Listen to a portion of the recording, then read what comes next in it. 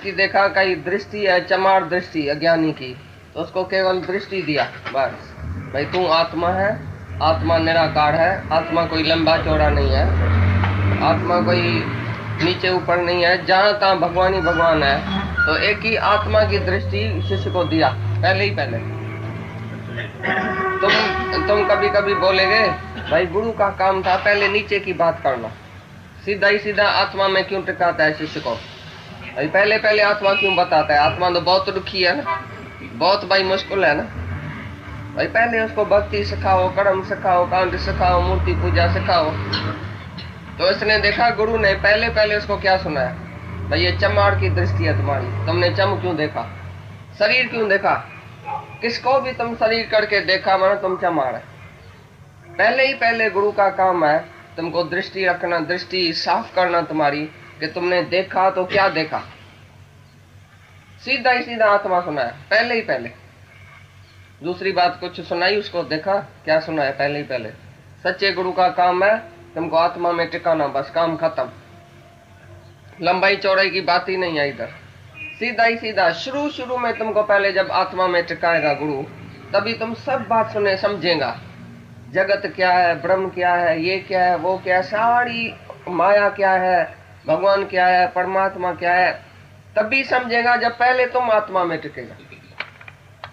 आत्मा पश्यंती आत्मा, तुम आत्मा में है तो सब आत्मा ही आत्मा दिखाई देगा। तुम देह में है कभी ज्ञान नहीं जाएगा अंदर, और देह में है तो भक्ति भी सच्ची नहीं है, देह में है तो कर्म भी सब नरक में डालने वाला।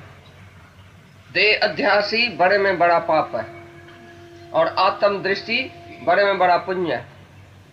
जो भी तुम कर्म किया आत्मा के समझने के पहले, इस ज्ञान से पहले जो भी कर्म किया उसका कोई नतीजा निकला? कौन सा नतीजा निकला? नरक और स्वर्ग। तो गुरु बिन माला फेरते, गुरु बिन देते दान, गुरु बिन दान हराम है कहते वेद प्राण। गुरु कैसा तुमने भक्ति किया, दान किया, पुण्य किया, कुछ भी किया, मिला क्या? शांति मिली? जिस शांति के लिए तुमने इतना कर्म किया, इतनी जाखोड़ किया, इतना कष्ट किया। भाई मैं व्रत रखती हूँ, ये माई एक इधर आती है सारा दिन व्रत रखती है, महीने में कितना व्रत रखती है बताओ? हाँ बताओ कितना व्रत रखा था महीने में? करना, मेरे को लड़का देना, मेरे मर्द को ऐसा करना, मेरे फलाने को ऐसा करना, मेरे को पैसा देना। तो गुरु के समय इसने व्रत रखा, नेम रखा, तो भी खुश थी, शांत थी। जब पहले दिन आई थी तो पता नहीं कितनी अशांत, अभी भी अशांत है।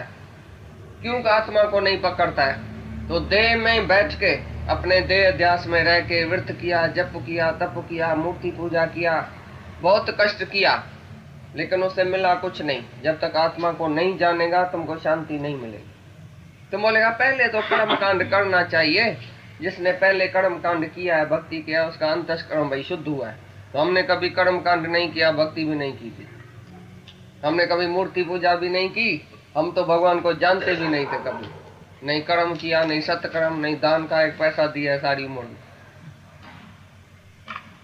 तो कर्म और भक्ति से, द्वैत की भक्ति और द्वैत से जो भी कर्म तुमने किया वो नरक में डालने के लिए और भी अहंकार इच्छा बढ़ गई। जितना कर्म कांड किया, जितना सत्कर्म किया, अहंकार बढ़ गया। पाठ पढ़ो और वेद विचारो, नवलग अंगम साधे, पंच जना से संग नहीं छुटक्यो, अधिक अहम बुद्ध बाधे। कितना भी पाठ पढ़ा, वेद विचारा, कर्म कांड किया, और भी अहम बुद्ध बाधे, अहम बुद्धि बढ़ गई। और मैंने पाठ किया, मैंने वेद किया, मैंने ऐसा किया, मैंने कर्म किया, मैं अच्छा आदमी हूँ, मैं भक्ति करता हूँ, ये बाजू वाला भक्ति नहीं करता। एक दिन एक लड़का हमेशा देरी से उठता था, एक दिन जल्दी उठा, बाप बड़ा खुश हुआ, उठ के ही बोला बाबा ये सामने वाला सब सोया पड़ा है अभी तक, कितना न मूर्ख है। अरे बोला अच्छा हुआ कि तुम भी सोया पड़ा था। उठ के जाग के और कर्म बनाया, और क्या किया, समझा बात? बोला सामने वाले घर में मिट्टी पड़ी है, बोला तुम्हारे चित्त में बहुत मिट्टी पड़ी है, तुमने तो देखी भी नहीं है, लेकिन द्वैत तो जल्दी देखने में आएगा, दूसरे की मट्टी, दूसरे का ऐब तो जल्दी देखने में आता है।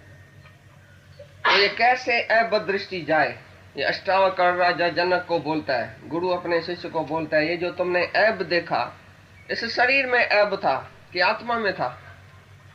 तुमने 8 वक्र देखा तो तुमने हंसी उड़ाई। तुम भी किसकी शक्ल देखते हैं ना, ये तो काला है, ये तो बिंदरा है, ये तो लंबा है, ये तो ऐसा है, मैं बड़ा अच्छा हूं। किसको भी देख के तुम हंसी उड़ाते हैं, ये सुंदर है, ये काला है, ये गोरा है। कई बार तुमने हंसी उड़ाई होगी दुनिया में। तो उधर तुम कुत्ते की तरह दूसरा देखता है आरसी में, तभी भौंकना शुरू करता है। जो मनुष्य आरसी में देखता है बोलता है मैं ही तो हूं, कितना खुश होता है। ऐसी तरह से ये जगत रूपी आरसी में ज्ञानी अपना आप देखता है और खुश होता है। ज्ञानी अपनी आरसी में नहीं देखता है, वो जो शीशे की आरसी है, तुम्हारी आरसी में देख के तुम सबको देखे कि ये मैं हूं, बड़ा मैं हूं, कितना बड़ा मैं हूं, कितना अच्छा मैं हूं, कितना सुंदर हूं, कहाँ कैसा, कहाँ कैसा, कहाँ कैसा, मैंने क्या नहीं रूप बनाया है अपना।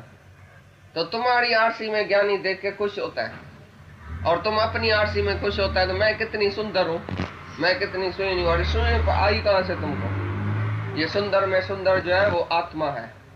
जो अपनी आत्मा में रहता है वो सबको सुंदर करके देखता है, आत्मा करके देखता है। तो अष्टावक्र महाराज उसी दिन उसी टाइम ही शिष्य को एकदम साफ किया। तो अरे तुम ऐब देखता है, तुम विकार देखता है, किसका विकार देखा? विकार किस में है? सब शरीर विकारी है, सब शरीर जो है वो अनित्य है, एक ही नित्य है तो आत्मा है। आत्मा कभी छोटी बड़ी टेढ़ी मेढ़ी नहीं होती है। जैसे नदी का पानी जो है टेढ़ा मेढ़ा नहीं है, चाहे नदी ऐसी ऐसी टेढ़ी मेढ़ी है। तुमने नक्शे में देखा है, नदी इधर से उतरी इधर से गई, ऐसा हुआ। नदी टेढ़ी मेढ़ी है पर पानी टेढ़ा मेढ़ा है क्या? इसी तरह से मंदिर जो है वो टेढ़ा मेढ़ा है, गोल है या कैसा भी है, लेकिन उसमें आत्मा, उसमें जो आकाश है वो टेढ़ा मेढ़ा नहीं है। तो एकदम गुरु ने उसकी नजर ही फेरा दी। तो शिष्य हैरान हो गया, बोला अभी तो तुम मेरा गुरु हुआ, तुमने मेरी मिस्टेक देखी, मेरी भूल देखी, बराबर मैंने आत्मा को तो कभी नहीं जाना है। यही तो नई बात है दुनिया में। भक्ति कर्म कांड तो सारी दुनिया करती है, आत्मा किसने नहीं समझी है? Modern world does not know about आत्मा। आजकल की फैशनेबल दुनिया वो मटेरियल की बातों में बहुत चली गई है, बहुत जानती है, साइंस क्या है, ये क्या है, वो क्या है, पढ़ाई क्या है, लिखाई क्या है, अविद्या है। ये सब विद्या जो दुनिया की है A to Z सब अविद्या है। तुमने कितना भी पढ़ा है लिखा है तो क्या हुआ? तुमको शांति थोड़ी है, पीस ऑफ माइंड थोड़ी है। पढ़ने लिखने से क्या होगा? तनख्वाह बड़ी होगी। भाई ये बड़ा ऑफिसर है, भाई कितना बड़ा है, उठ जितना बड़ा है क्या? हाँ भाई बड़ा है, क्यों? 2,500 कमाता। अरे 2,500 तो वैसा के पास भी है, गुंडे के पास भी है, बदमाश के पास भी है। तुमने पैसा कमाया तो क्या हुआ? तुम बड़ा ऑफिसर हुआ तो क्या हुआ? भगवान तो नहीं है, भगवान को तो नहीं पाया है। अरे जिसने भगवान को पाया है वो गरीब चमार भी तुम्हारे से बड़ा है। तुम चाहे ब्राह्मण है लेकिन ब्रह्म को नहीं जानता है, एक चमार ब्रह्म को जानता है। तो चमार तुम्हारे से बड़ा है, पूजने योग्य है जो वो ये चमार है। इसी प्रकार तुमने कितना भी दुनिया में किया, कितना भी सब कुछ किया, कर्म कांड भक्ति दान पुण्य ये वो, लेकिन आत्मा को नहीं जाना माना कुछ नहीं किया। सच्चे गुरु का काम है पहले ही दिन तुमको आत्मा में टिकाना, दूसरा काम नहीं। पहले पहले आत्मा की दृष्टि तुमको देगा, उसी के बाद सारा ज्ञान तुमको समझ में आएगा। बाकी नीचे की बात जो है भाई, ये टिकाने में जाना चाहिए, पहले मंदिर में जाना चाहिए, पहले नीचे नीचे की बात समझ के। सबसे पहले ये भाग दौड़ा तो कैसा अपने को ज्ञानवान समझता है। तो तेरी दृष्टि तो अभी तक चमारों वाली है। तुमने मेरा शरीर देखा टेढ़ा मेढ़ा, मेरी आत्मा तो नहीं देखी। तो ये सच्चे गुरु की पहचान है। सबसे पहले वो हमको ये आत्म दृष्टि देता है। सत्संग में आए, हम बैठे, क्या हमको मिल रही है? चेक करो। गुरु के पास आने के बाद हमारी चमड़ा देखने की, शरीर देखने की, मोटा पतला गोरा काला अच्छा बुरा देखने की दृष्टि छूटी है कि नहीं है, सिर्फ खत्म हुई है कि समझ में आने लगा कि एक नूर थे सब जगह बुझा। तो सबसे पहले ये किसी को बोला, अष्टावक्र महाराज ने उसी दिन उसी टाइम ही शिष्य की नजर को साफ कर दिया। अरे तुम ऐब देखता है, तुम विकार देखता है, तुमने किसका विकार देखा? विकार किसमें है? सब शरीर विकारी है। सब शरीर अनित्य हैं, एक आत्मा ही नित्य है। ये उपदेश उसको दिया। दादा कहते थे कि modern world does not know about आत्मा। अब सारी दुनिया में एक आत्म ज्ञान का ही अभाव है, और जो जितनी जल्दी इस बात को समझ लेता है उसकी वृत्ति हम देखते हैं ज्ञान में उतनी ही अच्छी हो जाती है। आजकल की फैशनेबल दुनिया में, मटेरियल दुनिया में इन्हीं बातों में लोग पड़े हैं, आत्मा देख ही नहीं पाते। वो जानती है कि साइंस क्या है, ए टू जेड सारी विद्या जानती है, पर गौर करके देखो तो उसके पास पीस ऑफ माइंड नहीं है। खुद अपने अनुभव से महसूस करा करो ये बात। क्या मन को शांति आई? थोड़ा ही गुरु के निकट बैठे हो और ये आत्मा की बात जब से सुनी है, समझी है, तब से शांति तुम्हारे जीवन में आने लगी होगी। फिर भूल जाते हो आत्मा को, फिर अशांति, फिर जगत के ही भ्रमर में पड़े जाते हैं। तो कोशिश करें, क्या गुरु आत्मा की बात बता रहा है। सच्चे गुरु का काम ही है पहले ही दिन तुमको आत्मा में टिकाना, दूसरा कोई काम ही नहीं। पहले पहले आत्मा की दृष्टि तुमको देगा, उसी के बाद सारा ज्ञान तुमको समझ में आएगा। बाकी नीचे की बात है। दुनिया में ऐसे भी तुमको भ्रमित करने वाले लोग मिलेंगे जो कहेंगे गुरु ने कर्म कांड, भक्ति, दान, पूजा पाठ, ये सब तो तुम्हारे गुरु ने कुछ नहीं बताया, या तो सीधे सीधे तुमको बता दिया। सत्संग में बहुत से लोग गिराने वाले मिल जाते हैं, वही पहले इनको ये सब बताओ ना, सीधे आत्मा की बात। लेकिन ब्रह्म ज्ञान होता ही ऐसा है कि सीधे सच्चा गुरु हमको आकर के आत्मा के सिवाय दूसरी बात नहीं बता। हम तो समझते हैं हमारे पास जो भी आता है उसने सब कुछ कर लिया है। जिसको इस ज्ञान में इंटरेस्ट लगा, शौक लगा, माना कि वो योगी है, तपी है, उसने सब कुछ कर दिया है। उसको हमको कर्मकांड भक्ति सिखाने की जरूरत ही नहीं है। एक ही आत्मा जानने से उसकी सच्ची भक्ति शुरू हो जाएगी। सबको आत्मा जानने से सबको प्यार करेगा तो ऑटोमेटिकली किसी से राग द्वेष नहीं हो पाएगा। सच्ची भक्ति, अनन्य भक्ति, पराभक्ति ये शुरू हो जाएगी।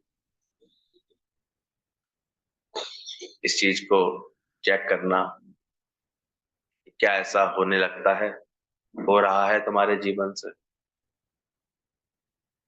क्या तुमको ऐसा लगा है मेरे कामिल, मेरे मुर्शिद ने मेरी दृष्टि संवारी? दृष्टि में अभी भी ऐब देखने का, दूसरा देखने का, शरीर देखने का रोग लगा हुआ है, तो पहले गुरु की पहले दिन की बात मानो। अभी रब नू देखन वाली आंख। अब मानेगा जो बात, वो तो अपना कल्याण कर ले जाएगा, उद्धार कर ले जाएगा। मनने की गति कहीं ना। और यहीं पर पता लगती कि कौन कितनी श्रद्धा से, कौन कैसी भक्ति से इस ज्ञान का श्रवण कर रहा है। सही श्रवण करने वाला तो तुरंत इस बात पर विश्वास करेगा। इसलिए देख लिया दुनिया में बहुत पूजा पाठ जप तप करके बिल्कुल कोई शांति किसी को मिलती ही नहीं। तीरथ जप तप तान करे, मन में धरे गुमान, नानक निष्फल जाते जो कुंचन। वो सब व्यर्थ चला जाता, वेस्ट हो जाता। इसलिए जितनी जल्दी हो सके इस बात को समझो।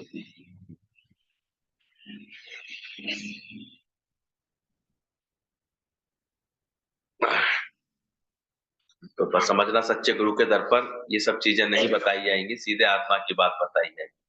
भले लोग अपना अपना कोई भी धारणा बना लेते हैं, पर देखा यही गया अनुभव से कि जैसे ही वो आत्मा को समझेगा तो वो ऑटोमेटिकली किसी से राग द्वेष नहीं कर पाएगा। अपने आप ही उसकी भक्ति शुरू हो जाएगी, उसके अंदर परमात्मा की सही समझ आना शुरू हो जाएगी। इसलिए मन मनभाव होकर के जब हम श्रवण करते हैं, आत्मा कैच करते हैं, आत्मा के तत्व को समझते हैं, ज्ञान की सही समझ को लेते हैं गुरु से, अपने आप में बदलाव आता है। मैं किए करम अनेका, हार पड़े स्वामी के द्वारे, दीजिए बुद्धि विवेका। इसलिए गुरु में ये सामर्थ्य होती है, गुरु ऐसा करा सकता है, ये तो नहीं हो सकता। गुरु ही हमारे सारे कर्मों को नष्ट करवा देता है। जो देखेगा कि जहां तहां आत्मा है, तो क्या वो किसी से ऐब देखेगा, किसी का अवगुण देखेगा? आत्मा देखने से पांचों ही विकार चला जाएगा। तुम पांचों विकारों को जीतने के लिए 1000 साल के जाके तपस्या करो, तो भी एक भी इच्छा नहीं जाएगी। लोगों ने सुनी है शुरू से ये, 1000 साल की तपस्या करने के बाद भी अंदर में अहम का नाश नहीं हो पाया और ब्रह्म का प्रकाश नहीं हो पाया। उल्टा जलते ही रहे। विश्वामित्र के लिए कहते हैं 1000 साल इन्होंने तपस्या की। उल्टा ऐसा करने से इसका अभिमान और बन जाता है। और जब उनको राजऋषि कहा जाता था तो वो तिलमिला उठते थे, क्योंकि अंदर में ये सूक्ष्म इच्छा भरी पड़ी थी उनके अंदर कि मुझे ब्रह्मर्षि बोला जाए।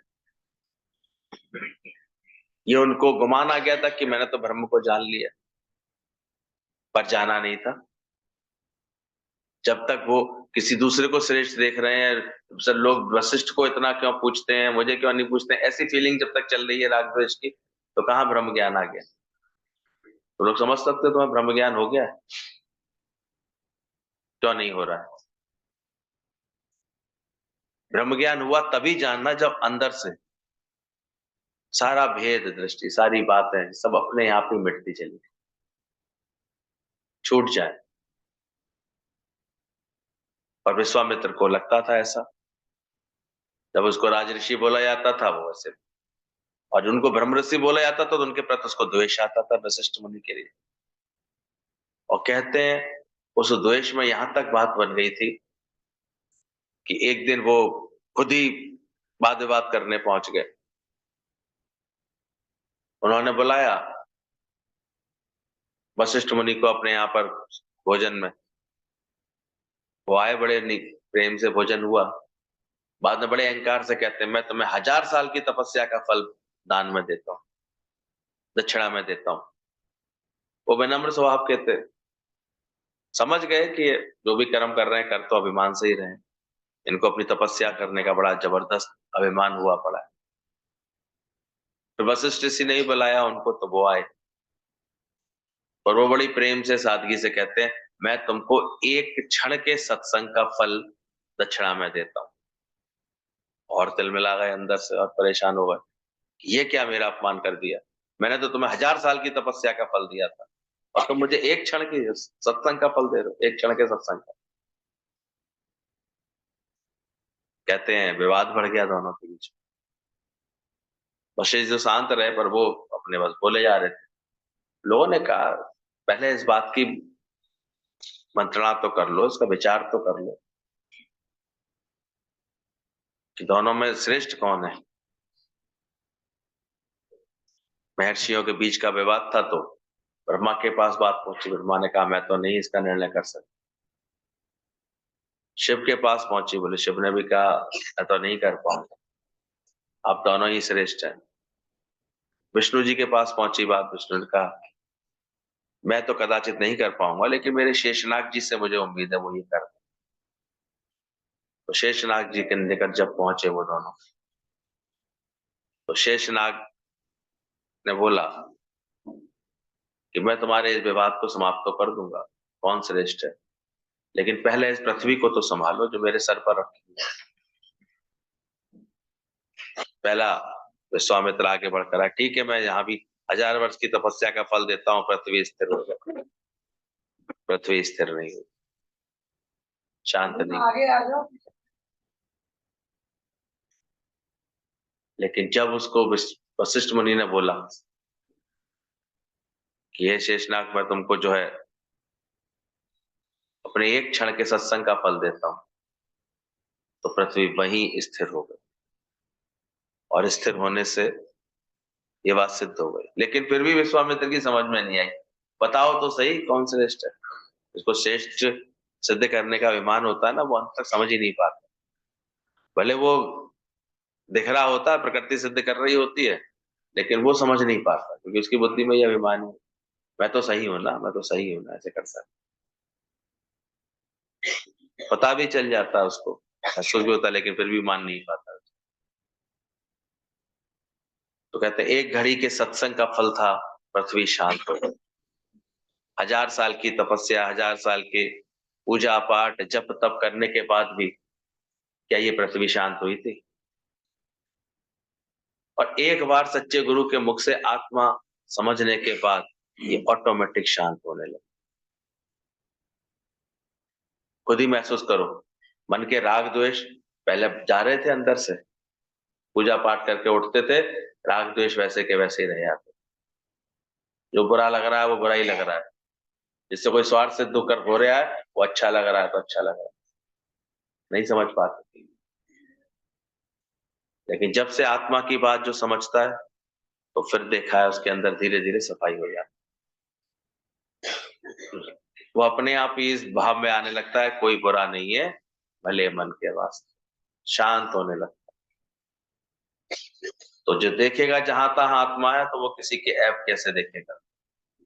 इसलिए अभी भी अगर किसी के ऐप दिख रहे हैं तो जानना अभी भी आत्म भाव आने में तुमको भी देरी है।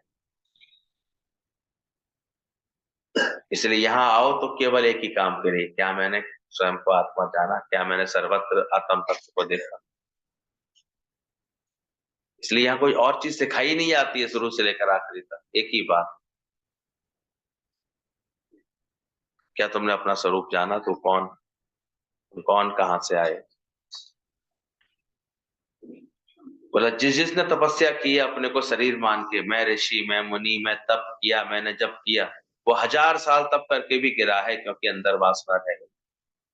और मुझे बड़ा एक अजीब सा लग रहा था, जगत गुरु कहा भी जाता है, शंकराचार्य पद पर बैठे भी हैं, आंख से दिख भी नहीं रहा है, इतने इन्होंने भाष्य लिखे हैं, इतनी किताबें लिखी, लेकिन इसकी घोषणा करते समय जो उनके भाव थे, मैंने इतनी पुस्तकें लिखी हैं, मैंने इसमें इतना लिखा है, मैंने ये किया है, मैंने कि मैं बड़ी मुश्किल से जाती, बहुत मुश्किल से जाती, और अंत में तो उन्होंने ऐसी, आप सब मेरे लिए दुआ करिए कि मैं 25 साल और जी जाऊं, भी मेरी 75 साल की।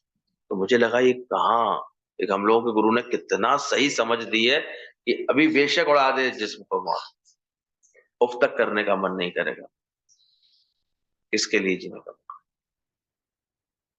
तब लगता है दुनिया के जितने भी ऋषि मुनि साधु संत जो भी कुछ हैं, वो सब इस ब्रह्म ज्ञान की समझ के आगे बिल्कुल छोटे ही। ऐसा लगता है जैसे कोई कुछ नहीं जानता, ये सब अपने अहम का झंडा लिए ही रह जाते हैं शायद। तो जानना इस बात को कि 1000 साल जिसने तपस्या की है शरीर मान के, लेकिन अपने आप, मैं ऋषि, मैं मुनि, मैं तप किया, मैंने जप किया, वो 1000 साल तप करके भी गिरा है क्योंकि अंदर वासना रह गई है। ये ज्ञान ऐसा है जो वासना का बिल्कुल खात्मा हो जाएगा, वासना रह नहीं सकती, ये इतना पवित्र ज्ञान है। पवित्र में पवित्र दुनिया में कोई वस्तु है तो ये ज्ञान है, आत्मा। इसलिए इस ज्ञान को इतना मन मनावा होकर के विचार करना चाहिए, मान करना चाहिए। वो फिर बेकारी शरीर को देखेगा भी नहीं, ना ही वो अपने को शरीर समझेगा, ना ही दूसरे को।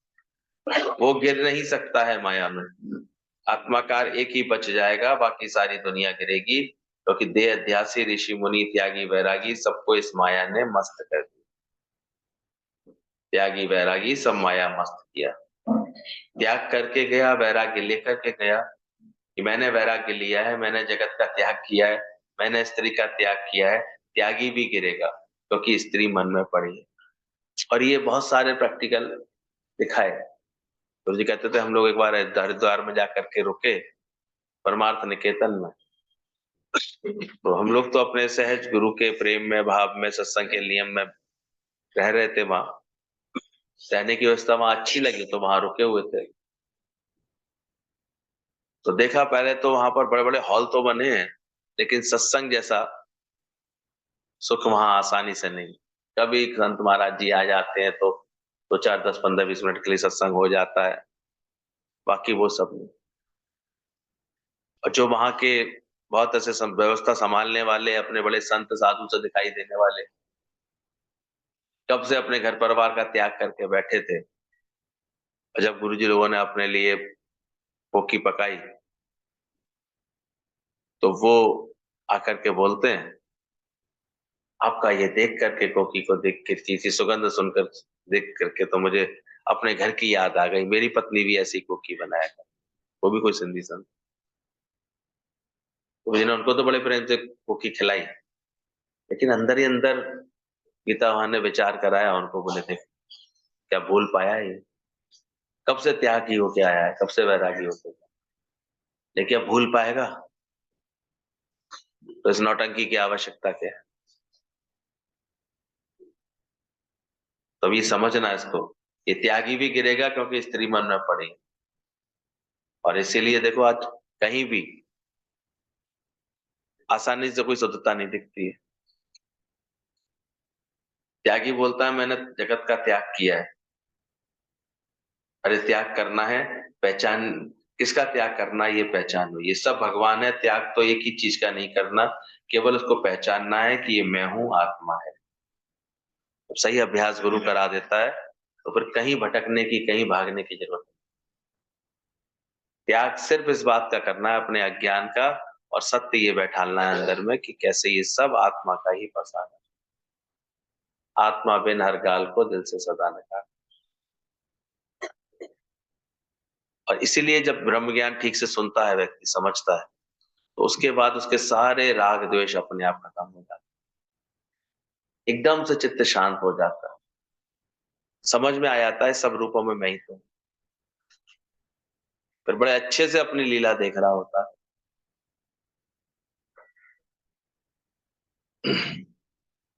तुमने पहचाना तो ऑटोमेटिकली तुम्हारा त्याग हो गया, जैसे तुमने अपने को आत्मा जाना, आत्मा को पहचाना तो शरीर का त्याग हो गया। मतलब तुमने शरीर नहीं देखा, आत्मा देखा तो तुम बच जाएगा पापों से और विकारों से। बाकी वैसे तो तुम एक भी विकार नहीं जीत सकेगा, और ये देखा है। फिर आत्मा का भाव हटता है तो फिर वैसे के वैसे ही सारे विकार। इसलिए गुरु रोज बैठाल के हमको इतना आत्मा का अभ्यास करा। देहाध्यासिक करे ना करे, नहीं करे तो भी करे। बेचारा बाहर से कर्म नहीं करेगा, कोई कोई पाप नहीं करेगा, एकदम शुद्ध होके बैठेगा तो भी अंदर उसका विचार चलेगा, अंदर संकल्प भी चलेगा उसके अंदर ही अंदर पापी हो जाएगा वो। इसलिए त्यागी वैरागी सब माया मस्त। लेकिन एक ब्रह्मज्ञानी के निकट हम लोग जा जा करके एक यही सच रोज सुनते सुनते कि तुम देह नहीं है, तुम आत्मा, इस अभ्यास में लगा लगा करके वो अंदर से कितना बदलाव कर देता, कैसे पवित्र हो जाता है, कैसे अंदर से ही लगता है कि सुख स्वरूप हूं मैं, अब बाहर कहां सुख हूं। कितनी अंदर में एक स्थिरता आ जाती है कि शरीर की प्रारब्ध तो पहले ही बनी पड़ी है, पहले ही भगवान ने इसका खेल बनाया होगा। आज भी जहां पहुंचा है तो भगवान का खेल बना हुआ, तभी तो है, पहले ही बना हुआ है। और उसके बाद जो एक सहज व्यवहार में एक ऑटोमेटिकली राग द्वेष रहित व्यवहार जब हो जाता है तो सबका स्नेह प्रेम कितना मिलने लगता है, तो मैं छोड़ने को कोई राजी नहीं होगा, भले कैसी भी वातावरण बन जाए, कोई बात हो जाए। तुम सोच रहे हो ना स्ट्रीम बंद हो गई तो क्या हुआ, वो छोड़ेंगे ही नहीं तुम्हें। तुम निष्काम में रहना, प्रेम में रहना। ये देखा है कोई ना कोई, दुनिया भगवान तुम्हारे लिए सोचेगा, तुम्हें सोचने की जरूरत क्या है। मेरा कम करे करता, उसको जो कराना होगा वैसी प्रेरणा दे करके, वैसी ऑटोमेटिक, तुम इसके लिए चिंतन करने की जरूरत नहीं पड़ेगी, उस समय पर वैसा तुम्हारे जीवन में अपने आप करा दे। ध्यान रखना, इतना आत्मा को जानने वाला अंदर से निश्चिंत हो जाता है, सहज हो जाएगा वो उस बात। तो देहाध्यासी नहीं करे तो भी करे, और ज्ञान से तुम्हारा सहज ही संकल्प विकल्प सब शांत हो जाता है। ज्ञानी तो आत्मा और आत्माकार आत्मा ही देखेगा। जैसे जैसे तुम्हारे अंदर ये ज्ञान आएगा तैसे तैसे ख्याल आप पे ही कमजोर हो जाएंगे, तुम्हारे जो ख्यालों का आना, मन का चलना शांत हो जाएगा। ये सारा यानी सरेंडर कर देता है परमात्मा को पूरा ही पूरा, कुछ भी ख्याल नहीं करता है अपने लिए, ना ही पास्ट का, ना ही फ्यूचर का, ना ही प्रेजेंट, वो कुछ नहीं सोचता है। ये ज्ञान की विशेषता है। ब्रह्म ज्ञान इतना लिव इन प्रेजेंट, उसे कोई फ्यूचर का, कोई पास्ट के कोई ख्याल उसको आकर। तो देखते हैं कि ऐसी गुरु की कृपा है। लोग कहते हैं मन चल रहा है, क्या चल रहा है, और हम लोग देखते हैं कि कहाँ एक शांति से लगी पड़ी है, कोई है ही नहीं, पिछली किसी बात का दुख है नहीं, अगली किसी बात की चिंता है नहीं, वर्तमान में कुछ हो ही नहीं रहा है, ऐसा लग ही नहीं रहा कि कुछ हो रहा है, तो कहाँ जाए मन। तो ऐसा ज्ञान सुनाया दादा ने, ऐसी समझ दी। जो पहले पहले आत्म दृष्टि तुमको मिलेगी तभी तुम जगत को मिथ्या समझेगा और पांचों ही विकार खत्म हो जाएंगे। केवल जागना है, जागने में कितना टाइम चाहिए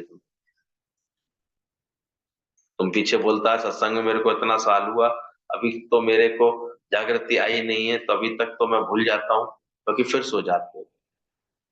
अभी जगाया फिर अभी सो। तो ठीक से आत्मा की बात नहीं कैच करते हैं, गुरु से अपना पूरी श्रद्धा भक्ति नहीं रखते हैं, तो उनको बार बार भूल जाते हैं। और वरना तो गुरु का वचन ऐसा उनके दिल और दिमाग पे हावी हो जाएगा, रात के 12 बजे भी पूछे कोई कौन हो तुम जगा करके, तो उसे आत्मा के निश्चय की बात निकलेगी, ऐसी ज्ञान की बात निकलेगी। दुख जम न से, फिर वो इधर उधर की कोई बात करेगा ही नहीं, पूछेगा ही नहीं। आगे इसमें बताया कि राजा जनक ने जो पहला प्रश्न पूछा ना, उस राजा से बातचीत शुरू हुई जब उनके बीच में ज्ञान की, तो 3 प्रश्न पूछे। हे प्रभु, पुरुष आत्म ज्ञान को कैसे प्राप्त होता है, वो संसार बंधन से कैसे मुक्त हो जाता है, जन्म मरण रूपी संसार से कैसे छूट जाता है, और तीसरा बोला वैराग्य को कैसे प्राप्त होता है। तीनों प्रश्न बड़े श्रेष्ठ थे। राजा जनक जानना चाह रहे थे कि ज्ञान क्या है, ज्ञान का क्या स्वरूप है, ज्ञान कैसे प्राप्त होता है, वैराग्य क्या है, वैराग्य का क्या स्वरूप है, कैसे प्राप्त होता है, और आत्म ये अंदर से संसार के बंधन कैसे छूटते हैं, मुक्ति कैसे मिलती है, मुक्ति कैसी होती है और कैसे प्राप्त होती है। प्रश्न उत्तम थे, लेकिन गुरु भी ऐसा चाहिए, अष्टावक्र जैसा। उसने प्रश्न सुनकर के राजा की स्थिति का पता कर लिया। बोले ये राजा जो है अभी भी ज्ञानी नहीं है। ज्ञानी लोग समझ रहे हैं इसको, पर ये ज्ञानी नहीं है। सत्संग आते हैं लोग तुम्हें ज्ञानी मानने लगते हैं, पर हुए नहीं है। अभी इसके अंदर प्रश्न है, क्योंकि ज्ञानवान की तो एक ही पहचान है, उसके सारे संशय भ्रम प्रश्न सब खत्म, जैसे छूट गए। ये बोल रहे थे ना गीतावान, अब किसी भी संत के पास जाकर कुछ पूछने की उसके अंदर कोई इच्छा मतलब रह ही नहीं जाएगी कि ज्ञानवान हो जाएगा। अगर एक गुरु से तुमने अपनी सही लेन देन कर लिया, ज्ञान पक्का कर लिया, तो आएगा नहीं। कहाँ जाए कहिए, कहाँ बैठ करके लफाजी करूं मैं, क्योंकि मुझे पहले ही गुरु ने सच बता दिया। कहाँ भटकेगा वो, क्या पूछेगा, क्या जानेगा। तो केवल जनक की ये स्थिति से ही उन्होंने ये समझ लिया कि ये अभी तक ज्ञानी नहीं है। हाँ, मुमुक्षु है, जिज्ञासु है, क्योंकि मुक्ति की बात पूछ रहा है, मुमुक्षु है। मूल भी नहीं है, निरा अज्ञानी। दुनिया में तो ज्यादातर लोग निरे अज्ञानी होते हैं, उन्हें ज्ञान ध्यान की बातों से कोई लेना ही देना नहीं होता। वो तो बस विषयों में कीड़ों की तरह जीते रहते हैं, जीते रहते हैं। तुम आकर के बैठे सत्संग में, तुम देखो तुमने ज्ञान के लिए कोई यत्न किया, ज्ञान मिला तुम्हें, और ये ज्ञान मिले गुरु के मुख से, और गुरु मिले सत्संग से, सत्संग मिले प्रेम लगन से। अभी केवल एक ही संकल्प लेके गुरु के सामने आके बैठा करो कि सल मेरे को ये आत्म ज्ञान मिल जाए, और किसी भाव के लिए नहीं बैठा, क्योंकि और कुछ भी मिल जाएगा दुनिया में, कितनी भी इच्छाएं पूरी हो जाएंगी, कोई शांति तो मिलेगी नहीं उससे, कोई आनंद तो उससे आएगा ही नहीं अंदर से। और एक बार आत्मा जान ली, एक बार सत्य जान लिया, सब छूट जाएगा।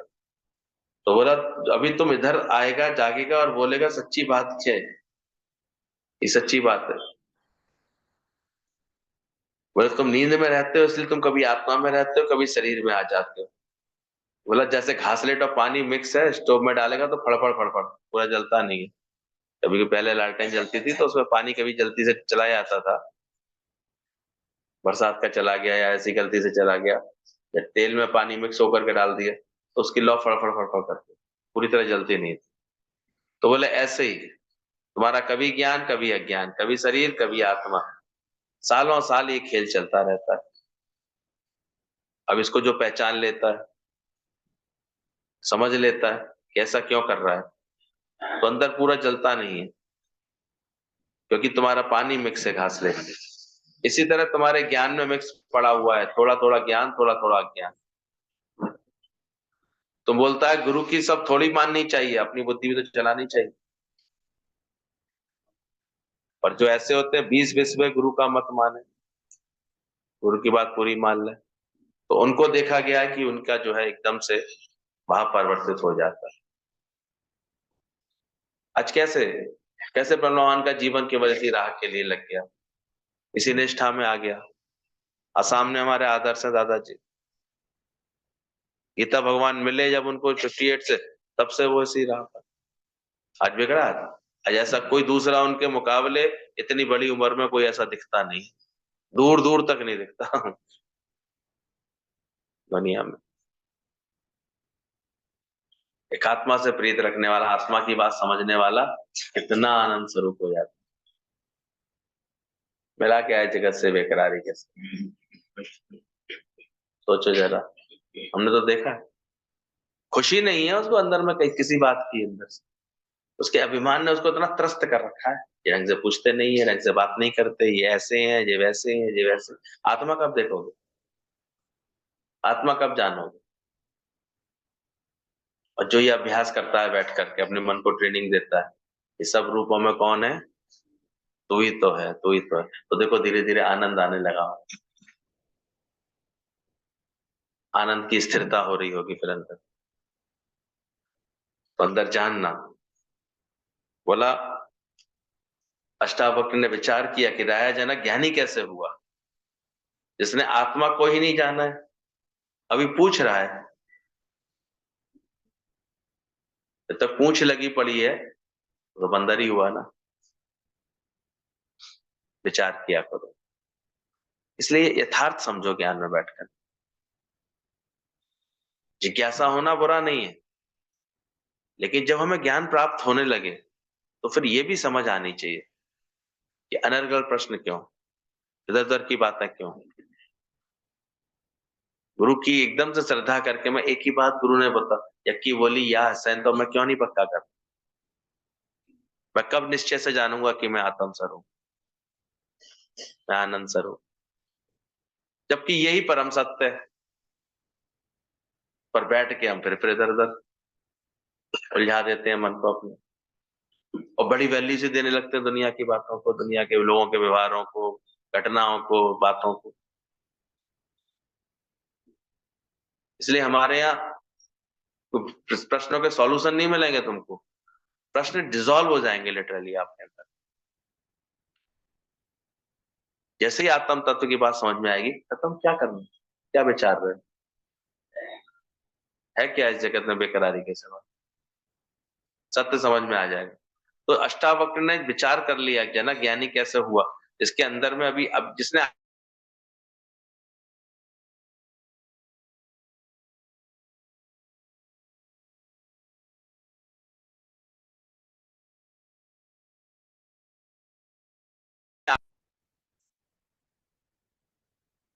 बस दो बातें रह जाती हैं, एक निश्चय आत्मा का और दूसरा प्यार गुरु से हो, बेड़ा पार ना कैसे। ये जितनी मगजमारी करते रहते अपनी बुद्धि, जो भी अपनी बुद्धि निश्चयात्मक नहीं हुई ना, तभी तक लोग करते रहते। ये पूंछ लगी रहती है तो बांधा रहे, तो मनुष्य कहाँ है? वो तो ज्ञानी नहीं हुआ जिसने जिसने पूछा। कोई भी सवाल पूछता है तो वो ज्ञानी थोड़े ही हुआ, ज्ञानी होवे तो पूछे ही क्यों। शांत ठंडा होकर सुख में बैठेगा वो तो, जो ज्ञानवान हो जाएगा। इसलिए ज्ञानी बहुत मुश्किल से कोई होता है, बहुत जो गुरु से समझ ले बात को और अंदर में सही अभ्यास कर ले तब कहीं जाए। किसी भी संत के दर्शन के लिए नहीं जाएगा फिर वो कभी, कभी सवाल ही नहीं पूछेगा, उधर कोई भी सवाल तुम कहीं भी पूछता है तुम अज्ञानी साबित होता है कि तुमको ज्ञान नहीं है। वो जिज्ञासु है, मुमुक्षु है, लेकिन ज्ञानी नहीं है जो सवाल पूछता है। दोनों बातें समझ के उठना। अंदर हो प्रश्न और समाधान भी ना करो, और अंदर में शंकाएं नहीं दूर करो, और बस ये आज सुनकर आज के बाद में कुछ नहीं पूछूंगा, ऐसा कर लोगे तो भी गलत हो जाएगा। पर ये स्थिति देखो कि तुमने ऐसी आत्मा का अभ्यास क्यों नहीं किया, ऐसा ज्ञान क्यों नहीं श्रवण किया अभी तक, समझा कि जो तुम्हारे अंदर सारे प्रश्न समाप्त हो, एक आत्मा का ऐसा निश्चय हो जाए, तुम्हारे अंदर ऐसी समझ आ जाए, आत्मा बिन हर गाल को दिल से सदा नकार दे तुम्हारा मन, तो अभी वो ठंडा होके सुख से बैठे। कुछ लोग आज बड़े खुश हो रहे होंगे, तो पूछते ही नहीं। इससे भी नहीं सिद्ध हो जाता कि वो ज्ञानी हो गए, अंदर तो मन चलता रहता है। फिर देखो उसकी रहनी है कि सर्वत्र आत्मा देखता है, जानता है, लेकिन ये पहचान बताई गई है कि वास्तव में जिसके अंदर में ज्ञान आ जाएगा वो फिर भरपूर, फिर तो वो एकदम शांत, किसी भी संत के दर्शन के लिए नहीं जाएगा, ज्ञानी कभी सवाल भी नहीं पूछेगा। इधर कोई भी सवाल है तुम कहीं भी पूछता है तो अज्ञानी साबित होता है। जो गुरु ने अंदर में ही देख लिया, गुरु ने अंदर में ही देख लिया उसके, ये किस कोट का जिज्ञासु है। यहाँ पर अष्टावक्र जी की और एक विशेषता दिखाई देती है कि गुरु कितना एक्सरे आइज होती है, कहां तक वो हमारे अज्ञान को पकड़ता है। जबकि देखा जाए तो प्रश्न बहुत उच्च कोटि के हैं राजा जनक के। वो सीधे उन्होंने और कोई दुनिया की बात नहीं की, सीधे ये पूछा कि प्रभु आत्मज्ञान कैसे प्राप्त होगा, मुक्ति कैसे प्राप्त होगी, और बोले ये मैं वैराग्य को कैसे प्राप्त हूं। लेकिन चूंकि प्रश्न है अभी तक, इससे उन्होंने सिद्ध कर लिया अंदर ही अंदर, ये अभी पूर्ण ज्ञानी नहीं, मुमुक्षु है, जिज्ञासु है, क्योंकि मोक्ष की इच्छा है, मुक्ति की बात पूछ रहा है। तो बहुत जल्दी अपने को ज्ञानी का टैग लगा के मत बैठ जाना, समझदारी से बैठ जानना अच्छी तरह से। ज्ञानवान की तो एक ही बजाना, वो तो बिल्कुल शांत हो चुका है अंदर से, अब कोई उसको फुरना नहीं, कोई ऐसी ख्याल नहीं, कोई प्रश्न नहीं है, कुछ जानना बाकी नहीं रह गया, कुछ सोचना बाकी नहीं रह गया उसके अंदर, पाके भी क्या पाना। वो तो अपनी प्रारब्ध में, अपने वक्त भाग में इतना संतुष्ट है, कभी कोई शिकायत की लहर तक नहीं उसके दिलो दिमाग में आएगी किसी बात से, और आ रही है तो उसी क्षण समझ लेना अभी ज्ञानी नहीं। वो तो बिल्कुल ऐसे कूटस्थ निश्चल है। देखो तुम सवाल कैसा पूछता है, तुम पूछता है मेरा बेटा शराब पीता है कैसे सुधरे, तो हम समझ जाते हैं ये अज्ञानी बेवकूफ है, अभी तक मुमुक्षु भी नहीं है, इसे मुक्ति थोड़ी चाहिए। सत्संग में आकर तुम बात क्या पूछते हो, सवाल कैसे पूछते हो, किस चिंता में बैठे हुए सत्संग में आने के बाद, अपने उद्धार की चिंता थोड़ी है। सुअरों की तरह तुम्हें मेरा घर परिवार खुश हो जाए, मेरे बाल बच्चे, इतनी तुम्हारी इच्छा है, तो तुम कहाँ ज्ञान के जिज्ञासु, यहाँ बैठने लायक हो, पूछ लेना अपने आप से। यहाँ बैठे तो वही आकर के जिससे केवल अपने उद्धार का आ जाए बात उसके दिमाग में आ जाए। जब बात करेंगे कोई ना कोई ऐसे बदबूदार ऐसे जगत की, बाल बच्चों की, मैं मेरे की, वही खुल जाता है, जो प्रारब्ध अनुसार अपने आप ही सही चल रही है, बस तुम्हें सही देखना नहीं आ रहा।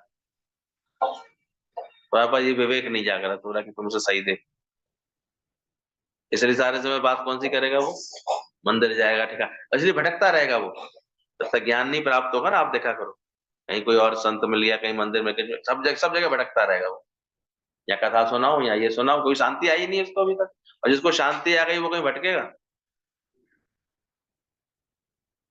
जिसका एक बार दिल बिक गया कहीं भटकेगा, उसका मन कहीं जाएगा, उसे कहीं से भी कुछ और मुझे पाना है ऐसा कभी भाव आएगा। ये तो तभी तक है जब तक अभी पूरी शांति उसको, पूरा तत्व उसने जाना नहीं। तो बोला तो मेरा बेटा शराब पीता है कैसे सुधरी, ये तो हम समझ जाते हैं अज्ञानी है, बेवकूफ है, ये अभी तक मुमुक्षु भी नहीं है। जो घर की बात करता है, औरत की, बच्चे की, बेटे की, फलाने की, टीले की बात करता है, माना वो मुमुक्षु नहीं है, जिज्ञासु तो नहीं है कम से कम। तो बोलता है मेरा घर कैसे सुधरे, मेरे घर वालों को ज्ञान सुनाओ। तो घर वाला और घर वाली रखेगा तो आत्मा कब देखेगा? कहां से बात हमें समझनी है? जानेंगे कभी इस बात को? सारे समय चिंतन किसका चलता रहता है? बहुत सालों बाद तो हमारा मन गुरु के सामने सही बैठने के लायक बनता है, जब सही अभ्यास करता है तो। जब और सब बातें, उसके अंदर एक तरफ इस बात की होता है, मुझे अपने बस स्वरूप में टिकना, स्वरूप को जानना है, मैं कैसे आत्मा। और इस ज्ञान की महिमा भी यही है कि अपने आप ही एक दिन आवाज आती है, बिसर गई सब तात पराई, जब से सही संगत मोहि पाई, जब से सदगुरु की संगत मुझे पा, तब बिसर जाती है। और उसके ऐसे ही व्यक्ति के अंदर जो ऐसा ज्ञान का सही लगन रखेगा, ज्ञान की आत्मा की बात समझेगा, उसके अंदर से अपने आप फिर ज्ञान निकलता है। अभी तो हम इतने दिनों से देख रहे हैं, आ रहे हैं लोग, बैठ रहे हैं, सुन रहे हैं, लेकिन अभी उनके अंदर में ज्ञान की वो नूर नहीं आता, ज्ञान की वो चमक नहीं आती। कारण यही है कि वो इस चीज को पकड़ ही नहीं रहे हैं। वो फिर ऐसा अभ्यास कर ही नहीं रहे हैं वो अंदर से। इसलिए गुरु करुणा तो करता है, कहता तो है कि भाई तुम कम से कम आप जपे और नाम जपावे, इस अभ्यास में लोगों शायद इससे तुम्हारा बदलाव आता है, आता ही है। लेकिन मन है, तक मन की सुनते रहोगे तो मन तो सारे समय जगत में कहीं ना कहीं घुमाता रहे। सत्संग तो कितना नखरे से आता है, वो 15 दिन में एक दिन आकर के नहीं झाड़ू लगा लेती है, नहीं रेसा तो क्यों रे तेरी नौकरी सबसे बढ़िया, सबसे भजन कौन सा निकाल के आया? बाकी 14 दिन वर्क फ्रॉम होम करती है बस। है तो नौकरी में ही, कहीं गई नहीं है। आजकल एक नई नौकरी तो चल रही है, वर्क फ्रॉम, ऊपर से टाई लगी है मीटिंग के लिए, नीचे को टन्ना पहने। ऐसी हालत होती है वर्क फ्रॉम होम करने वालों की। वो मीटिंग में बैठने के लिए ऊपर तो टाई लगा ली है, नीचे लोअर पहने ही बैठे हैं, ये हवाई चप्पल में ही घूम रहे हैं। एक ऑफिस जाए तो कम से कम पूरे वेल मैनर्ड, वेल उसमें तो रहे। ये आधे कचरे तो हो गए हैं बिल्कुल वर्क फ्रॉम होम का चक्कर है। ऐसी हालत खराब हो गई है। तो ध्यान रखना। तुम बोलता है मेरा घर कैसे सुधरे, मेरे घर वाले कैसे को ज्ञान सुनाओ, तो घर वाला घर वाली देखेगा तो आत्मा कब बनेगा? तो दूसरों की बात पूछता है तो जिज्ञासु नहीं है। जिसको अपना उद्धार है, केवल अपने का उद्धार, अपने अपने केवल उद्धार करेगा, अपना उद्धार हुआ ही नहीं है। ऐसे बहुत मिल जाएंगे तुम्हें, तो ज्ञानी ध्यानी बन तो जाएंगे। कल भी कोई आकर के बकवास कर रहा था कि मेरे यहाँ आश्रम है, मेरे कब से ओशो के पास, और बिल्कुल ऐसी बुरी स्थिति बना रखी, सिवाय अहंकार है कुछ नहीं रहता अंदर। और घर में ये स्थिति है कि बच्चे उससे बात तक करना पसंद नहीं करते। बताओ, बाकी मैं इतना बड़ा संत हूँ, मेरे इतने ही है, इतने वो आते हैं, वो आते हैं। क्या है कि एक संत ही है, झगड़े मचाते, कोई अगर कुछ कह दे उसी से लड़ने लगेंगे, संत कैसे? है ऐसे बहुत से तुम्हें मिल जाएंगे। तो ध्यान देखना, दूसरे को हाथ देख के खुद ही बह गए नदी में, ऐसे ये भी नहीं बनना। ज्ञान की बातें तो मोटी मोटी ऊपर की समझ ली, बोलना सीख गए, बताना सीख गए, लेकिन क्या खुद ज्ञानवान हुए? ये भी समझना। वो दूसरे का उद्धार करेगा पर अपना उद्धार नहीं हुआ है उसका। फलाना सुधरे ऐसा सोच सोच के तुम्हारा टाइम चला गया। ये भी गुरु कचरा निकालता है अंदर से। तुम्हारे को मौत भी सामने खड़ा है तो तुम बैठ के बोलेगा ये सुधरे वो सुधरे। कभी देखा और बुढ़ापे में भी कौन सी बातें करती रह जाती है, बिस्तर पे पड़ी है, बीमार पड़ी है, लेकिन बात कौन सी है दिमाग की? ये बहू सुनती नहीं है, ये सुधरती नहीं है, ये मानती नहीं। आएगा अपने उद्धार का ख्याल तब तो। तो सच्चा गुरु रोज सुना करके ये बातें निकालता है। घर वाला घर वाले इसके मन में पड़ा है, वो जिज्ञासु हुआ, मुमुक्षु हुआ। हमको कोई भी आके बोले फलाना संत आया, तुम चल के दर्शन करो, हम क्या बोलेंगे उसको? हम तो बोलेंगे अभी कहीं भी जाके सुनने की जरूरत नहीं है। एक आत्मा को जाना, अभी कुछ भी जानने की जरूरत नहीं। अभी दूसरा आके मेरे से निश्चय लेगा जिसको चाहिए, पर हमको नहीं चाहिए कि मैं किसी किसी गुरु के जाके दर्शन करूं। तुम तो कहोगे यहाँ आए हैं तो चलो फलाने संत रहते हैं उनके दर्शन तो कराएं। अभी अंदर में है ही नहीं, तुमने आत्मा की बात जानी नहीं है ठीक से। आएंगे ऐसे ख्याल में, उसमें क्या बात। और जिसने ठीक से जान लिया है गुरु की बात, उसे वास्तव में हो सके तो अपना मत बताना कि तुम्हें क्या लगता है, लेकिन वास्तव में जिसने जान लिया है वो कहीं भटकने की, कुछ पूछने की उसे आवश्यकता लगेगी नहीं कहीं। क्या जानू, क्या जानना है इसके अलावा? एक आत्मा को जान लिया तो समझो सब कुछ जान लिया। गीतावान कह रहे हैं हमें तो कहीं भी जाके सुनने की जरूरत नहीं है। फिर कहते हैं फलाना फलाना गुरु आया है, जैसे कि इससे संत हैं, आप चल के दर्शन करिए। हम बोलते हैं वो क्यों नहीं दर्शन करने आता था? ये निश्चय, ये अष्टावक्र जैसी निष्ठा जब आ जाती है अंदर में, तो ज्ञान पर एक अहंकार आता है लोगों को। इस तरह का अहंकार तो आ सकता है, पर ऐसी निष्ठा किसी बिरले के अंदर आती। ऐसा नहीं कि सामने कोई अगर वो संत मिलने आएगा तो मिलेगा नहीं, लेकिन अंदर से ये निश्चय है। क्या जानना, क्या समझना। जो अपने एक गुरु से एक एक ही नल के नीचे इसका घड़ा भर गया, अब भरा हुआ घड़ा लेकर के कहाँ जाएंगे, कहाँ कहाँ भटकेंगे? तो मेरा घड़ा बड़ा घड़ा घड़ा मेरा भरा ही हुआ है, उसको लेके कहाँ जाना? तो ऐसी निश्चय में जिसका मन आ जाता है वो क्यों नहीं दर्शन करने आता इधर? उसको लेके इधर आओ, हमको जरूरत नहीं है किसी दर्शन की। तुम बोलेगा नहीं वो तो बड़ा गुरु है, वो नहीं आता है कहीं भी, तो हम काहे के लिए जाएं? उसने अपनी आत्मा को जाना है, हम भी अपनी आत्मा को जाना है। वो मेरे से मिला पड़ा है, वो जुदा है क्या? जाके दर्शन करो। ऐसा तुम्हारे अंदर जब ज्ञान आ जाए, विवेक आ जाए, समझ आ जाए, तुम आत्म तत्व की इतनी बात आ जाए अंदर,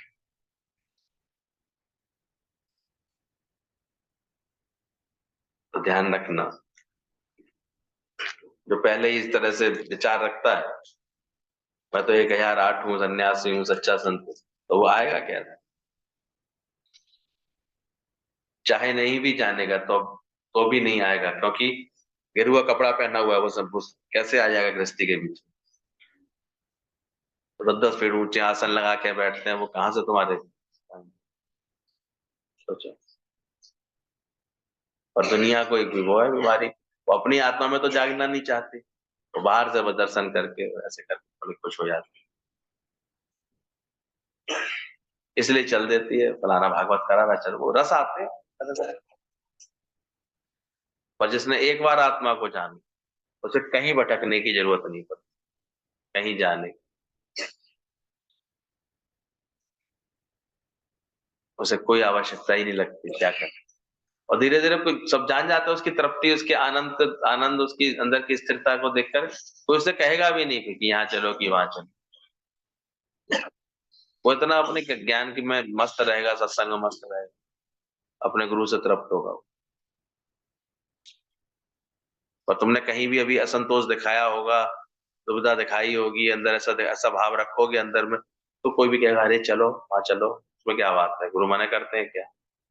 तो कहने वाले भी ऐसे लोग तभी मिलेंगे। तो बोला, तो जिज्ञासु कौन सी खोट का हो? ये गुरु को जांचना चाहिए कि ये मुक्ति की इच्छा वाला है, या मन के अंदर कोई वासना लेकर आया है, कोई इच्छा लेकर के आया है, कैसे आया है। वैसे गुरु लेक्चर उसको करेगा। सालों साल देखता है, गुरु के पास आकर के कोई बिरला ही अपने दिल को साफ करता है, नहीं तो वो उसकी 10 साल से आ रहा है, पर वो इच्छा, मेरा ये काम हो जाए, मेरा काम हो जाए। अपने को आत्मा जानना ही नहीं चाह रहा, चाह रहा है इसलिए कभी भी ज्ञान सजेगा उसके जीवन में। कब से आ रही है? जाना अपने को आत्मा, जानना चाहते हो, जिज्ञासा है केवल सत्य को जानना। जब ऐसा इसलिए लगा जिसका मन हो जाता ना, गर्जना और सहारों की बस तेरा सहारा, एक सत्य के लिए इसका मन ऐसे हो जाता। ये तो इन्हीं भ्रमों में भटकता रहता। और ज्ञानवान कितना व्यवहार को चलता, तो केवल एक प्रश्न पूछने पर भी, वो भी इतने अच्छे प्रश्न पूछने पर भी गुरु ने ताड़ लिया कि ये कैसे मन का है, कैसे अभी इसको ज्ञान नहीं है, इसलिए ज्ञान दिया भगवान को, रास्ता पकड़ने सीधे उसको। तो समझो जिसको वैराग्य ही नहीं है, अभी तो उसको पहले वैराग्य देगा ये सच्चे गुरु की बात उसको। वैसे इसलिए गुरु जैसा देखता है हमें, वैसे हमें हमारे संग उसकी जो है कोशिश शुरू हो जाती है अपने आप ही, निराकार अपने आप कराता है। तो ऐसे तुम जन्मों से साफ होते आए हैं। किसी ने इतनी सफाई की अपनी, किसी ने इतनी सफाई की, वो गुरु देखेगा कि कौन सा सवाल पूछता है, सवाल से पता लगता है कि भीतर क्या है।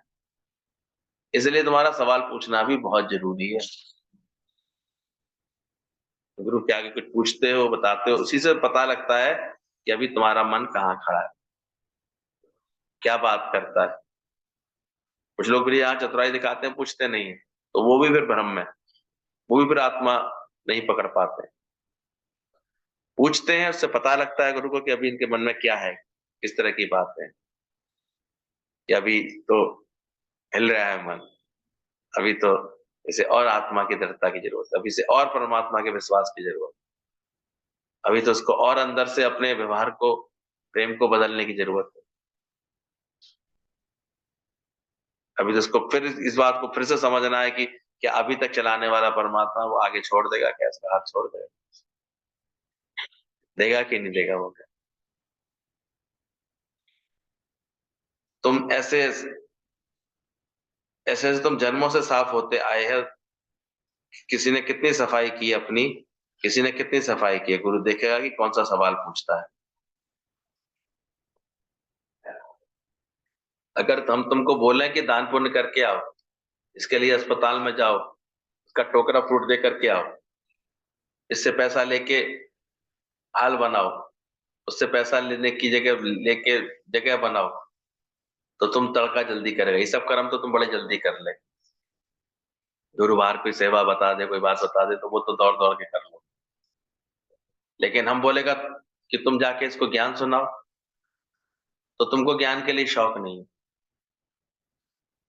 उसके लिए गुरु कहता रहेगा वो शौक नहीं आए, और कामों के लिए, सेवा के लिए, क्योंकि अंदर में ज्ञान के लिए इतना अभी जागृति दी नहीं है अपने मन को।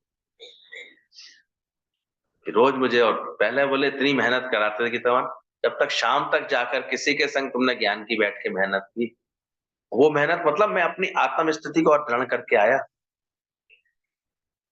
कहीं ऐसा तो नहीं कहीं गया भी और उल्टा उसका ज्ञान उठा के चला आया, फिर अपने को और कमजोर बना के चला आया। दुनिया में तो यही है कि जहां कहीं किसी को देखा नहीं, वो सब कंपैरिजन बुद्धि ने उसको जो है कभी हीन करेगा, कभी दीन करेगा, कभी एकदम से अहंकार करेगा कि मैं तो बहुत अच्छा हूं, इससे बहुत अच्छा है। पर आत्मा की बात याद कराए तुम्हारा। ऐसा तुम किसी को ज्ञान सुना के आ पाओ, किसी का दुख निवृत्त कर दो, उसको भी उसके सच्चे पद पर बैठा दो। तो बोले ऐसे ज्ञान का शौक, हम बोलेगा कि तुम किसको ज्ञान सुना के आओ, तो तुमको ज्ञान के लिए शौक नहीं है, कर्म कांड के लिए बहुत शौक है। अभी हम कह रहे हैं कहीं मंदिर में जाओ, वहां पर ये भंडारा हो रहा है, वहां सहयोग कराओ, वहां कोई सेवा है वहां दौड़ के करे आओ, वो कर लोगे बड़े आराम से। पर सच्चा गुरु तुम्हारी इन बातों से नहीं पसंद है। इसलिए हमारे यहाँ एक लंबी श्रृंखला बनी, क्योंकि यहाँ सच्चे गुरु ने सही मेहनत करके एक एक को उसके आत्म स्वरूप बनेगा। द्वैत के कर्म बड़े आराम से कर लो, पूजा पाठ जप तप ये सब खूब कर लोगे आराम से, ये बड़ी जल्दी सीख लेगा इंसान। पर आत्मा की बात करने में, सीखने में इसको शौक नहीं होता है। कर्म तो तड़का करेगा, जल्दी करेगा, लेकिन ज्ञान के लिए शौक नहीं। किसी को जाके आत्मा में टिका के आऊं, आत्मा का निश्चय दिला के आऊं, तो बेचारा जन्म मरण से छूट जाए हमेशा के लिए, इसका शौक नहीं आएगा। है एक आध यहाँ पर ऐसा जो शौक रखता हो इस काम का, कब से सुन रहे हैं, सुना रहे हैं, आता है शौक। कि कहीं सत्संग का नियम है तो मैं जा करके ही सेवा करके आऊं, कहीं किसी से मिलूं तो मैं उसको देहाध्यास से छुड़ा करके आऊं, उसको आत्मा में जगा के आऊं। इसलिए सत्संगी भी कहीं बैठेंगे आपस में, दोनों मिलकर के, दोनों इधर उधर की दुनियादारी की, जगत की, मेरे की बात करके टाइम खोटी कर दे। करना चाहिए क्या? कौन सी बात कर? अरे जहां बैठो, जब बैठो, क्या कभी निकली मुख से आत्मा की महिमा? कभी निकला? गुरु ने मुझे कितनी सही समझ दे दी, निकला हर बात का शुक्राना। फिर रोना सा बना के बैठ गए, हमारी आंखें कमजोर हो गई। काय की कमजोर हो गई? क्या देखोगे दुनिया में अब? ऐसे क्यों नहीं ख्याल आते कभी? देख करके भी क्या देखना? तो अंदर में तो है परमात्मा, वो तो मेरे संग है, वो तो एक पल के लिए भी मुझे नहीं अकेला छोड़ता। इस निश्चय में रहता है। उसको किसी ने कहा, अरे आप महाराज जी ऐसे पहाड़ पर निकल जाते हैं, आपको डर नहीं लगता? अंधे भाव आते हो, लेकिन भगवान की मस्ती में, भगवान की मस्ती नहीं चढ़ती, दुनिया की ऐसी मस्ती चढ़ाए रख। वो फिर बड़े आराम से, वो चल चल मेरे साथ तू भी चल, और ऊपर चले चले गए वो गीत गाते हुए, भजन गाते हुए। ऊपर जाके कहते हैं मुझे धक्का दे दे यहाँ से। शिष्य कहता है, अरे मेरा दिमाग खराब है कि तुम ऐसे कैसे दे दो? बोले नहीं, दे दे। अरे अरे मैं नहीं कभी दे सकता, ऐसा नहीं कर सकता। बोले तू साधारण सा जीव होके ऐसा काम नहीं कर सकता, तो जैसे मुझे पालना है वो ऐसा कर सकता? वो कहीं धोखा होने देगा? कितना विश्वास, ऐसा निश्चय, ऐसी आत्मा की समझ, क्या हानि होगी, क्या बात होगी? जो भी आत्मा की बात नहीं सुनता, नहीं है, समझता नहीं है, आत्मा की बात करता है, तो उसका मतलब वो अपने टाइम वेस्ट कर रहा है इतने सालों से। आत्मा बिन हर काल को जानो, इस चीज को कि कैसे तुम शुद्ध स्वरूप है, आत्म स्वरूप है, और इसकी एक अलग ही खुशी तुम्हारे आज जीवन में, तुम्हारी प्रफुल्लता के रूप में हमेशा रहनी चाहिए। आनंद ठाके मार के हंसने का मन करे, तब तो घर वालों पे असर हो कि हाँ भाई ये जा रही है कहीं पे, हमारी अम्मा जो है तो ठीक हो जाए, तो मजे में रहती है, आनंद में खुश रहती है। ये जीव भाव हमेशा एक अजीब सी नजाकत में चलता है इंसान, वो ज्ञान की मस्ती आने नहीं देता उसको, अजीब अजीब से बंधन में रखता है। और आत्मा की उनकी देखी कल उसकी टेढ़ी मेढ़ी चाल, फिर भी क्या कह रहा था, तू अंधा, तेरा राजा अंधा, इतनी अकल नहीं है, मुझे हटने की कह रहा है, बच के तू चल। क्या सुंदर स्थिति थी उसकी, जब बोला कि चलो तुमको उठा के राजा ने बुलाया, बोले अहंकारी राजा, खुद नहीं आ सकता, तेरे को भेजा है, नौकरों से काम करवाता है, खुद नहीं कर सकता। अब गुरु को तुम अपने पास बुलाओ भी और नौकर से सेवा करवाओ, तो गुरु को अच्छा लगेगा?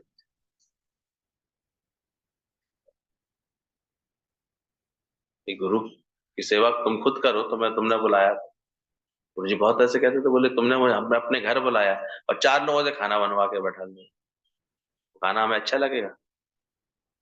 तुमने भाव से क्या बनाया? तुम्हारे अंदर कैसा भाव है, तुम्हारे अंदर कैसी लगन? जिसका होता है उसने इसका लाभ लिया है भर भर। तो गुरु से तुम्हारा प्रेम कैसा है, अंदर से जुड़न कैसी है, समर्पण कैसा है? और गुरु कब कब में कृपा करके जो ये लगन लगाते हैं। बड़ी अच्छी बात चल रही थी कि दुनिया में हमको हमारे संचित कर्म भी भोगने पड़ते हैं, प्रारब्ध कर्म भी भोगने पड़ते हैं, और क्रियामान भी कर्म हमारे नए नए बनते जाते हैं। बिना ज्ञान के तो तीनों ही कर्म हमारे इस बंधन बनते चला जाता है। लेकिन जब गुरु की शरण मिल जाती है, गुरु की कृपा मिलती है, गुरु की शरण में हम आते हैं, आत्म ज्ञान मिलने लगता है, तो उसकी विशेषता ये होती है, जैसे दुनिया में आप करें, आप भले जीवन आपका बहुत अच्छा जीवन जी रहे हैं, तो अभी देखो कभी भी जीवन में दुख शुरू हो गए तो बड़े लंबे समय तक दुख चलते रहते हैं, हरी बीमारी दुख चलते रहते हैं। तो कारण क्या है? वो संचित कर्मों का दुष्प्रभाव, उसका कोई बुरा प्रभाव आ गया तुम्हारे जीवन। अब आप भले इस समय चल तो बहुत अच्छे रहे हैं, विचार भी अच्छे हैं आपके, सब बात अच्छी है, लेकिन फिर भी आपके जीवन में अवरोध है, दुख है, कारण क्या है? संचित कर्मों से कौन सा आ गया था कर्म? पड़े हुए। इसी तरह से संचित कर्मों के अच्छे भी प्रभाव आते हैं। भले आप बाहर से बड़े ऐसे अज्ञान के साथ व्यवहार कर रहे हो, पूरे विकारों के संग रह रहे हो, लेकिन फिर भी आपके जीवन में बड़ी खुशहाली है, तो अभी क्या चल रहा है? उनका अच्छा प्रभाव चल रहा है संचित कर्म, वो भी भोगने पड़ते, बिन भोगे छूटे नहीं। लेकिन जब गुरु की कृपा प्राप्त होती है तो ना तो आपको अच्छे कर्म बांधेंगे ना बुरे कर्म, अब वो प्रभावित नहीं करेंगे। ब्रह्म ज्ञान समझने के बाद लगता है, दुख लगता है, ना दुख लगेगा ना सुख लगेगा, ना तो कोई परिस्थिति अब सुखी कर पाएगी ना दुखी कर पाएगी। ये है ज्ञान अग्नि दग्धे कर्मा। अब ज्ञान की अग्नि ने वो कर्म तुम्हारे भस्म कर दिए। ज्ञान के कारण अब तुम्हारे क्रियामान कर्मों में नए बन नहीं पाएंगे, कोई अहंकार मिट रहा है। संचित कर्म तुमने भस्म कर दिए, और रहल कर्म प्रारब्ध सा, प्रारब्ध के अनुसार तो जो मिला हुआ है उसी में ज्ञानी इतना सुखी है, इतना आनंद में खुश है, जैसी प्रारब्ध है परिस्थिति। पर वो हर वक्त क्या कहेगा? मैं तो आनंद। आनंद का देखो कैसे दरिया बहा दिया ज्ञानी के मन सदा। तो उसके सारे कर्म गुरु की कृपा से, और ये सिर्फ गुरु के ज्ञान और कृपा का ही फल होता है, जो मन तुम्हारा ऐसा आनंद स्वरूप बनने लगे, ना उसको सुख भासे ना दुख भासे। कौन कौन सफलता पाता जा रहा है? कह पा रहा है कि सुख भी प्यारे हैं दुख भी प्यारे हैं, छोड़ू मैं कैसे भगवान दोनों ही फरमा रहे हैं। जान पा रहा है कि ना सुख मुझे प्रभावित करते ना दुख कोई मुझे प्रभावित करते, तो समझो वो उस पर गुरु की कृपा है, कि गुरु की कृपा से ही हमारे संचित कर्मों का खात्मा, उनके प्रभाव का खात्मा हो जाता। तो ज्ञानी हमेशा ही शांत हो जाता है, निश्चिंत हो जाता है, मुक्त हो जाता है। तो ध्यान रखना, पर ऐसे जिज्ञासु को कहीं भी कुछ जाने की, कहीं भटकने की जरूरत नहीं रहती।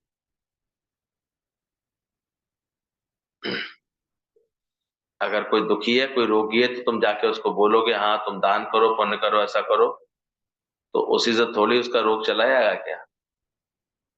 दुनिया में इन्हीं सब बातों में उलझा देते हैं लोग। पर ऐसी उम्र में भी जाकर के उसे आत्म ज्ञान समझा दो, उसकी समझ को सही कर दो, उसे सच सुना दो, नो सिन नो सिकनेस, तेरे स्वरूप में ये तीनों ही नहीं है, मृत्यु है ही नहीं, तो उसका देखो कैसा दुख मिट जाएगा सर। कौन कौन ये बात जान गया है? दुख ना उतरे चाहे निश्चित दिन। सुन तो लिया, जान लिया, जाना नहीं है। अरे बताओ किसने जान लिया? सुनाया तो मैं बहुत बार है, गुरु ने सुनाया, हमने भी सुना दिया, पर क्या तुम्हें गारंटी है कि मेरा दुख सारा उतर गया? क्या बता रहे हो? उतरा है कि नहीं उतरा है? या चुपचाप जाके लग जाता है कभी भी? चलो दो चार तो हाथ खड़ा करके बता दो। पक्का? मैं जल्दी से नीचे कर लिया। हैं?